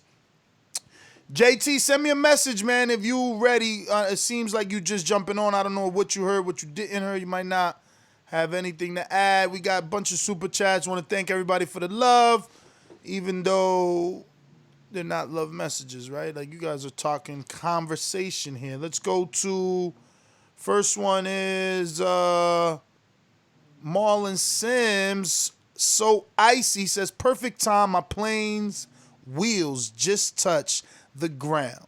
So safe travels. So, you obviously landed well. Now get home safe, and thank you. Keep that mask on. And thank you for using us as your travel entertainment. We got DBX. Shout out DBX, Patreon. Hope Wilder doesn't step aside. That means after Goofy AJ fight Twinkle Toes twice, Wilder won't get his shot for a year or more from now. And that's what I'm saying. This step aside stuff just sounds retarded. I need to talk to someone that can answer that. An Aram, a Shelly Finkel, someone that's been in that position before that can say, no, this is what we do in that situation, because this situation only sounds like it would further, so hard not to curse, it would further ruin, any hopes of getting a fight. Like, no, you're right. You're right. But these are unprecedented times. These are unprecedented times. You know what I mean? And Lance Pugmire made it clear in his article in The Athletic that with the price of the barrel down for oil, does the Middle East have the money to make the fight work on every level? I don't know if they had it to begin with paying Wilder the amount they need to make him step aside. Nah, come on, champ. Listen. We all going through the same thing, right? Like, I'm not saying all of us had money in the bank, because we all don't. Some of us have to live check to check, especially minorities. But if a minority could have hypothetical 200-300 in the bank, how the hell can the dudes who pump oil not have a couple 200-300 their equivalent in the bank? Which means they could still do something. Like, yeah, the price of oil's down. That don't mean that that their banks drop. Like, they just ain't getting the same amount coming in, and that's why you do a big event. But let me get back to the super chat. We got Pterodactyl. Do you now understand people when they were trying to tell you Wilder ain't the goods? There's even stuff online breaking down his resume. And that is in pounds. FYI. Mr. 704. I was like, wait, what? Oh, okay. It got you. Mr. 704 says, join the Boxing Voices on Patreon. Smash that like button. Hashtag Sniper Gang. Pterodactyl. And turn that notification on too, yes, please. Thank that you notification for reminding. On.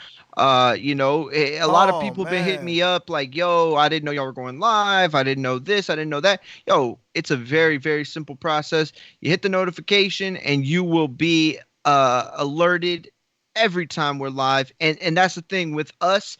You got to have it on because, look, we go live every morning. You know that. We go live every Thursday night and Sunday night. You know that. Patreon, we're on Monday nights, Tuesday nights. But we're going to be trying some other stuff here, and we're going to be giving you more shows, quick breakdown shows. If you were with us yesterday, you saw we got 2 shows in relatively quick, back to back, just little boom, boom, boom hits. So turn your notifications on and you will be alerted. Yeah, man. Thank you for remembering, because there is a healthy percentage of people that have not hit that notification bell, so you do not get that email when we go live. Like, it's funny because I have my own notifications since I have 2 channels, and I get the email. It's like the Boxing Voices live. You get that email to your Gmail. But I guess you got to have it not going to spam either, so that's something you need to check out. Moving on to the next. We got Pterodactyl back with another one who says, UK ain't desperate. We support good fighters. Wilder ain't good, so calm down with the patriotic stuff. We've supported all good American fighters.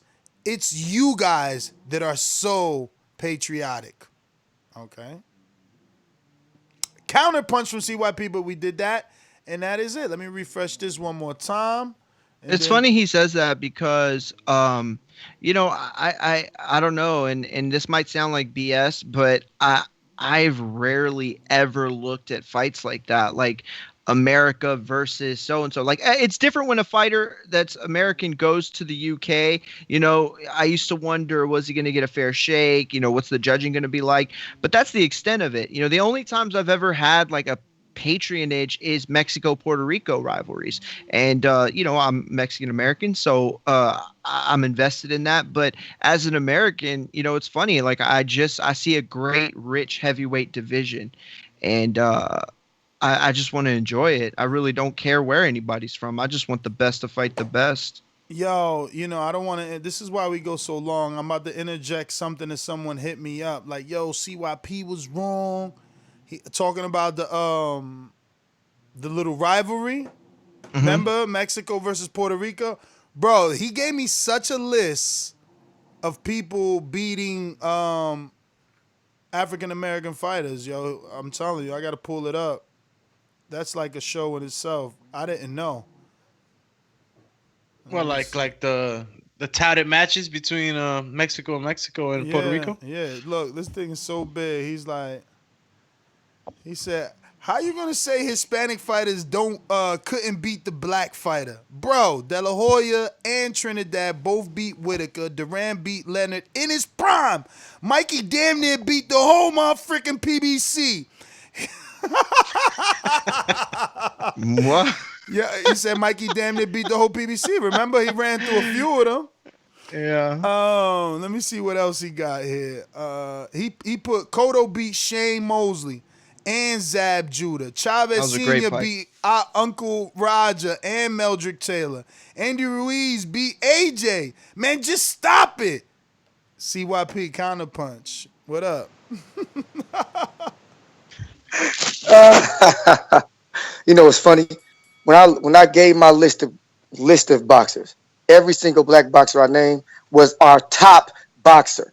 And every single Mexican I named is Mexico's top boxer. Last time I checked, Oscar De La Hoya, top Mexican boxer. Canelo, Chavez, Manuel Marquez. These are their top boxers. I don't even want to delve into the lower tier. I'm talking about the best Mexican boxers you got versus the best black boxers we got.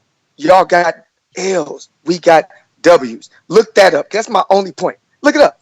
Who did B.I. beat? De La Hoya. Who did Floyd beat? Chavez. My bad. He beat De La Hoya and he beat Marquez. What are we talking about? Like our best beat your best. And Duran is not a Mexican. Stop. Don't do that. He's from Panama. Don't do that.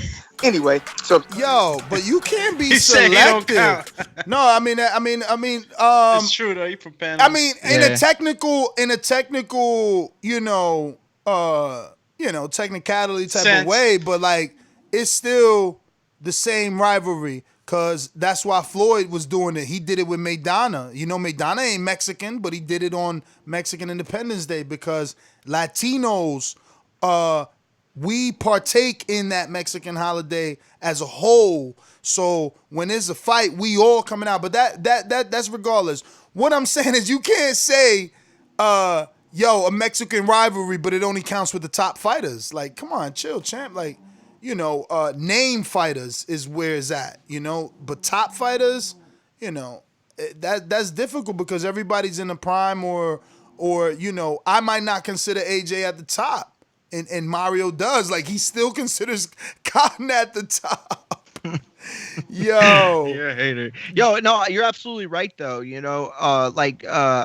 I celebrate the Puerto Rico parade. And not that I celebrate it myself. Like, I'm not walking, with a Puerto Rican flag. But I celebrate in the sense that I look forward every year to what fight is going to be put on during New York's Puerto Rican Day Parade and how that's celebrated. So, we gravitate towards those things as in the Latin community. I Mexico independence as a boxing fan is not for just Mexicans. It's for everybody because we always get a great fight. And for years, Floyd Mayweather Jr., a black fighter, has ruled that those dates. So, it's definitely boxing. While boxing can separate and boxing can turn into, patronage and stuff like that, it at the end of the day also brings us together in a lot of ways. All right, we got some callers jumping on. Let me get to JT though. And Not Blog Talk though, right? Nah, yeah, we do. I was just. Oh, okay. I thought it was. You come across like a nice guy, but you're really a piece of shit. Hey, with that comment, no, that was a piece of fuck you. That was a piece of shit. We're doing live TV. I don't care. What you gonna do about it? I'll kill this mother. Why do you have to talk like that? Well, I'm talking to you the way I want to talk to you. You have a problem? Turn off your station. I'm the best ever. Yo, what's up? What up? So the topic is Deontay Wilder talking about taking $10 million to step aside for Anthony Joshua versus Tyson Fury. Yep, that's the rumor. I think if it's a rumor, it might be so. But with his fight, I'm thinking what's gonna happen because if Tyson Fury fights Anthony Joshua and Deontay Wilder do take that, they're gonna have another rematch clause in it if Anthony Joshua lose to him, so he gonna fight again. So it's gonna be actually probably 2 fights sitting down, so probably $5 million a piece. So that's probably why he want that $10 million if he do take step aside money, because he gonna be sitting down for a year or so, year and a half, waiting on that next fight to see the fight the winner. That's all I got, yeah. All right. Damn, Arliano said he's still waiting on his shirt. What? Oh, champ, we're going to have to check that because, Mr. PBC and everybody got theirs. I'm going to have to double check. But we sent that out, Champy Champ. We'll send another one. It's all good. CYP with the third counterpunch. Yeah. Listen. And for all the people in the chat, my daddy is half Mexican. That's where I get my name Carlos from. So if any of y'all think, oh my God, he's so racist, man, half my family Mexican. But anyway, I don't mind none of that. Like, I don't mind the fact that America be getting their ass kicked in soccer and we be wanting to win and we just get our asses kicked. It is what it is. You got to accept that shit. Some things don't go your way. But the fact is, if you got to add in Panamanians and Cubans and Puerto Ricans to the list of Mexicans, then the Puerto Ricans and Cubans I know, they must be crazy because they don't really even like Mexicans. You know what I'm saying? So I know when I was growing up, if I'd have called a Puerto Rican a Mexican, he would get super offended. So I probably think that they don't want to use your wins as theirs and their wins as yours.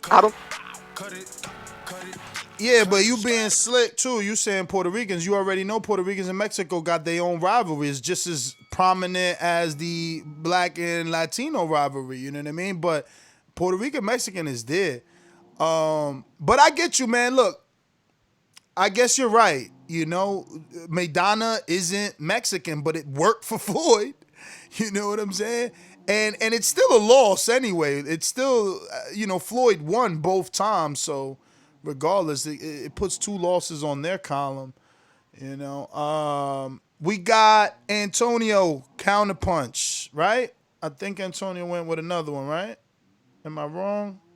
And I'm calling you Antonio by mistake. I meant Sony. Apologies. I'm like, who? Yeah, Ness, bro. I got warrants out here. Call me Sony, bro. Yo, Sony. dog. Yo, I know, man. It's just, it's so many screen names. You got to change that one. I'm trying. I'm still trying. All right. Yo, act Stainless. Stainless is like the back call customer service. Yes. That's my guy. I'm going to get at him.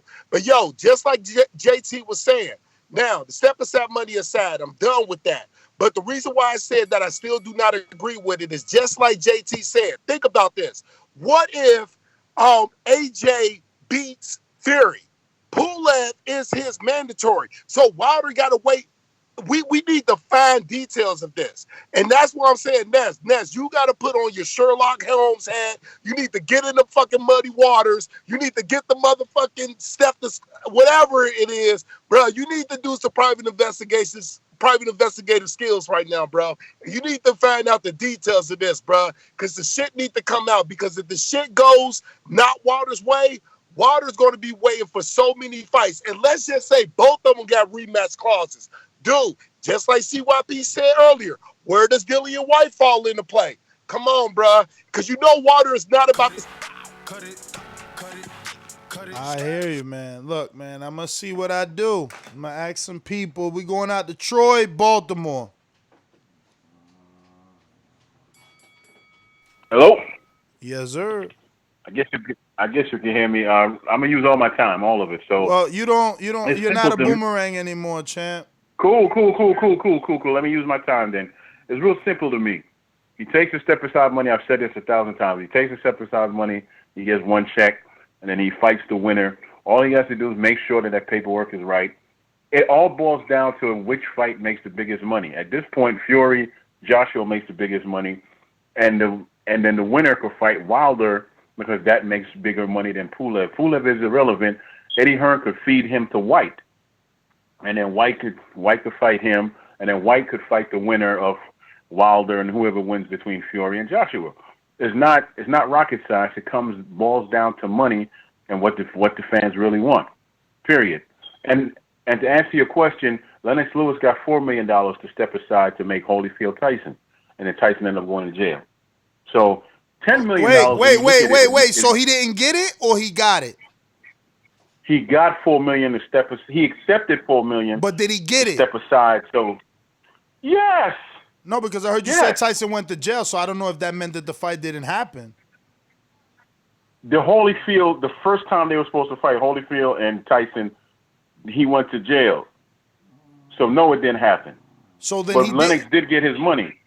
He got his $4 million to step aside. I'm gonna have to Google. Tyson going to jail doesn't have any bearing on it. All right. Tyson going to jail didn't have no bearing on that, right? All right. King Born, talk to us. Hey, what's going on? Hey, Ness, I told you, man, 20 mil. Shout out to my man, Sony. Shout out to the homeboy who said 20 mil. Come on, man. You know he ain't trying to step aside. You know they going to have a rematch clause. You know what I mean? Come on, man. It's 20 mil. I don't want to hear no 10. You can't get that man 5 mil to wait almost 2 years and all that. You know what I mean? You know it's going to be rematch clause against Tyson versus AJ. 20 mil, man. Straight up, 20 mil. I said it, and everybody, and a lot of people on this boxing voice right now, they agree with me. 20 mil. It's 20 mil, man. 10 mil ain't enough for all that drama he got to go through, man. You know what I mean? It's 20 mil. Straight up, y'all. 20 mil. That's all it could be. 20 mil, or if you know what, Ness? 15. But that's it. I'll give him 15, because that's 7.5, 7.5. You know what I mean? But I'm definitely going for 20 mil. And like Sony said, talk to Wilder and tell him 20 mil, man. Stop trying to play Wilder. These dudes over there, they trying to play Wilder out. It's enough, man. Everybody getting tired of this, man. Yo, 10 million has never been done, but the people say 20 million. So real quick, just a quick Google search, and I know my man's is very knowledgeable, so if I'm confusing anything, then please let me know. But it says that Lewis accepted $4 million from Don King to step aside and allow Tyson to fight Bruce Seldon instead, with a guarantee that if Tyson defeated Seldon, he would fight Lewis next. And Lewis ended up getting another fight in the interim, but he did get $4 million to step aside. But Tyson ended up fighting Bruce Seldon. Yeah. That's what I found. So what was? I mean, his point is still valid though, because that means no, definitely. That means $4 million not to fight, so Tyson could fight Seldon, bro. Yeah, Bruce Seldon. I remember that, man. So that's money. That means that, but that's the thing. It was different times. Look at the inflation. Yeah, it's different. The inflation. Oh no, it's got to be like 8 million, right? No, but it's just different times. Boxing was more prominent back then. We talking about Mike Tyson. Look what he did to the internet with fucking 4 punches, man. Chill. It's a different time. It's a different time. They had high paydays out there in those Yeah, times. Tyson, he was getting like 30. Whew. Yeah. Tyson was making bread, bro. We got Josh in North Carolina. What's poppin', TVV? What up, champ? Hold on. What's good with y'all? I ain't heard y'all. I ain't seen y'all. I ain't talked to y'all in a minute. Oh, man. What's going on? Hey. We just working, Hey, man, grinding that's all away. I got to say. Say what, bro? We working out here, man. Hey, am I back on my ringer status? I'm back on my ringer status. I think so, man. I did see something. Let me double check for you. Yeah. But go ahead, you can talk. All right. This is what I want to say, man. Yeah, 10 million is too low for undisputed, for a man to step aside for undisputed match because, and then you got to think about this too. I'm pretty sure Wilder is still recovering from that bicep injury. So I'm saying the man might not even fight to the end of the year, if not the beginning of next year.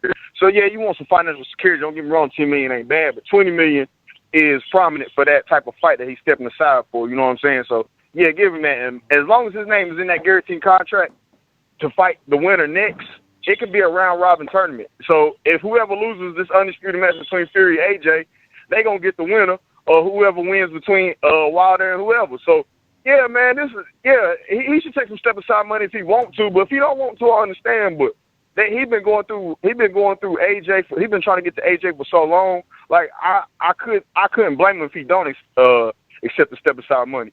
But you know what it is, man. I'm glad I'm back. So did you check this? Yeah, you're good, brother. Apologies. All right, man. Mario knows now. We'll have you cut the line the next time. Do apologize.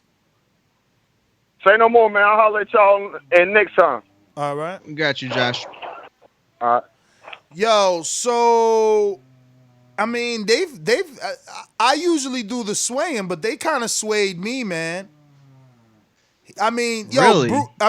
It says Bruce Seldon he fought Bruce Seldon for the WBA, and Lennox was the mandatory with the WBC. So like it wasn't even a unification. It wasn't even an undisputed. So Wilder's stepping aside for something greater, more valuable, and that value needs to represent dollar signs. See, so now 10 million doesn't seem too high. No. Yeah, 10 million doesn't seem high. But 20 million is still low. 10 million might seem low. Like you guys said, if back then they got 4 for a regular title shot, right? We talking about a dude saying no and letting dudes fight for 5 belts plus a lineal and a ring. I mean, dog, we talking about like 7 straps. Something unheard of. Like I still think that because of the unprecedented times, it's not the same situation. There's other factors that are going to have to be put into that. Then he can hold on to his rematch, and y'all don't get it. It's just that simple. Yo, I don't even want to tell y'all this because, oh man, it's just such a bad taste. But listen to this. So Lewis accepted the $4 million from Don King to step aside, which allowed Tyson to fight Bruce Seldon, which the WBA title and the WBC title were on the line. And when Tyson won the WBA title from Seldon, he relinquished the WBC title, which Lewis was a mandatory for and had sued Tyson to make him fight the mandatory, but he gave it up to fight Evander Holyfield instead. And that's exactly what they're worried about with Tyson Fury. Retiring. So that's what Mike did. Mike pulled the same thing. You know, he got Lewis to take the step aside and then didn't even fight him anyway. So, oh man. And that's what can happen. That makes me think that maybe Wilder shouldn't take it, even if it is 10 million. Like, I don't know. You can't guarantee what's going to happen, I guess. Nah, man. With all those rematches, Pulev mandatory, Dillian White mandatory, AJ rematch, Fury rematch, Wilder rematch, I don't see it happening. And I've never heard of any situation like this ever. But we finally got through. Oh, no, we didn't. Intrigue jumped on the line, ladies and gents. And Intrigue, if you've been there for a while, I do apologize. I believe you weren't, man. I just seen that. Hell no. He mad because I get the better fight. He mad because because they still like me more. He mad because I got better numbers. He mad because he can't beat Keith Thurman. That's why he mad. Hell no. So once when I get on that stage and I come at you, better not duck me, son. You better not duck me, son. I'm telling you. Yo, what up? What up, Atlanta? Yeah, nah. Yeah, I jumped on like I was in the chat in the YouTube, but I just jumped on Skype. Like, yeah, man, I don't see it no way in the world happening, man. Wilder ain't taking no stuff away. Step aside, money. It's not happening. I ain't even entertaining it, man. It don't even make sense to me. You know, he lost his title for the first time. He about to do everything he can to get right is wrong, man. Knowing how Wilder work, maybe somebody else that ain't as prideful and all that. But Wilder, there's no way he's taking step aside money. That's just how I see it. And until I hear him say it or they announce it officially, I ain't buying it at all, man. Yeah, I tell you, man, they ain't. All right. Let me get to these super chats. We got, I think I see my man Castle Hill Gill in the building. Let's see here. We stopped at Antonio, who said he didn't get his shirt. Yo, I sent the screenshot to my girl. She said, check with your mailman, man. So we double checked the name. We definitely sent it. CYP, obviously he was a counterpunch, but still shout out. Thank you, CYP. Love the entertainment and engagement. Gil with the super chat says, more power to Deontay. He gets paid. He gets more time to prepare. Plus, Fury gonna have some extra wear and tear. I think Deontay should do him. That's a good point. That's a good point. You don't know what happens in a Joshua Fury fight, and how much it softens up one of those guys. Yeah, great point. We got a counterpunch from Sony. Yo, Ness, can you hear me? Yep. Hey, yo, shout out to King, and I think his name was John that came out. And that's what I'm a booger. And shout out to fucking Mario, too, for pulling out that history lesson on boxing. That's what I'm saying. If you're going to put inflation into play, and I understand what Doomy was just saying, like 10 million is still 10 million. Dude, we're talking about 4 million back in the fucking 90s. And we're talking about over 20 years later, get the fuck out of here. Nah, bro, that's no. 12 million? No. Yo, this show is definitely getting flagged with all these F-bombs. Oh, God damn it. Yo, I'm sorry. But yo, but the heavyweight division is supposed to be the granddaddy of them all. It's supposed to be the number one, and it's just like everybody has now come around to my thinking about saying. You're thinking about all these motherfucking rematch clauses. That shit is keen. Oh, God damn it. Yo. Shout out to Yo, Sony was on fire today, though. He made a lot of he was on his game today. Troy, it's crazy. Troy in the chat. Troy in the chat, like, I put the history lesson out there. Troy the scholar. Because they gave Mario the credit. So he mad. Shout out to Troy. He the boxing historian. Yo, I'm actually gonna go do history on that. I'm gonna go research that now and see what because I gotta figure out what could be done from this. They swayed your mind into the 10 million plus club. Yeah, man. And I'm not even going to argue hard with you because they made a lot of good points. And just that whole history lesson, there has to be something. No, the inflation and just the fact that Bruce Seldon isn't Wilder, man. And like, it's just bigger. Everything is bigger. All the belts, everything. But look, that is finally everybody. So that's GTO, Instagram and Twitter. Catch us on the next one. We'll be live on Patreon tomorrow morning at 9 a.m. And remember to hit that notification bell right here on YouTube. You never know when we're going to go live with a spontaneous show right here for everyone on YouTube. So don't forget to click that notification bell so you get notified via email and even a notification on your smartphone if you click it. Yeah, at Mario McGee on Twitter, at Mario McGee on Instagram. While we will be live in the morning on Patreon, we will also be live for our Thursday flagship show, which we will have Franchon Cruz on, and we will have Jojo Diaz as well. Yeah, Jojo Diaz is at 7 in the evening show. Franchon is the morning. Oh, I'm sorry. Oh, shoot. I thought I saw Isn't that. she? Yeah. Okay, well, great. Well, we got one in the morning, one in the evening. So definitely come rock out with us. Franchon is the WBO champion in the 168-pound division. And, you know, she was supposed to be reinstated as WBC, but they're still investigating. So, yeah, she's at 10 a.m. And then we got Joseph Diaz Jr., IBF champ, 8:30. Right? Let me see that. I think I read that wrong. 7:30. Yeah, 7:30. Yeah. 7:30. So, yeah, man, take it easy. Oh, go ahead.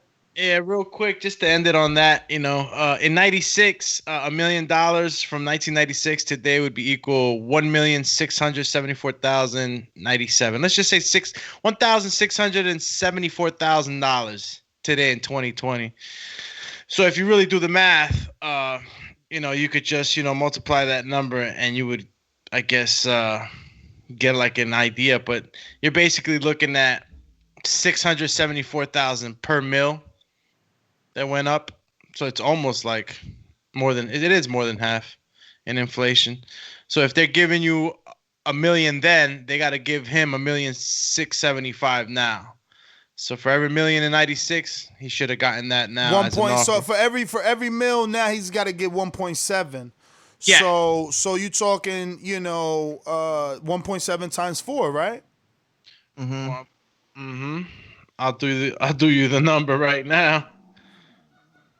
Well, it should be an extra 4.7. Well, that's why so it's going to be 4 plus 4 plus 4.7. So it's 8,700,000, roughly. Nah. That's why, man, you cut me off. I lost that. All right, we out. My bad. Cheers! Check me out on IG, Alex_Doomsday_LAINEZ. Same handle on TikTok. And catch me on Twitter, AlexLinusTBV. Don't forget to hit that bell. All right, champs? Whenever we know we one of the few that goes live, hit that bell.